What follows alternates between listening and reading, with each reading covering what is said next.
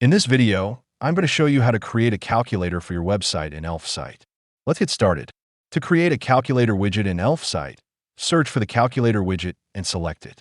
Once the editor opens, you can start customizing your calculator. Add the fields and formulas you want users to interact with.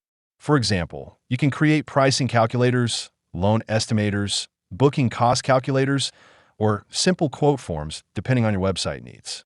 After setting up the calculation logic, customize the design to match your website. You can edit colors, fonts, layouts, buttons, and input fields directly inside the editor.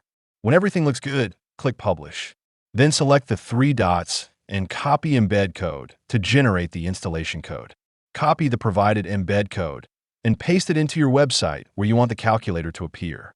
After publishing the changes on your site, the calculator will become live and visitors will be able to use it directly on your webpage.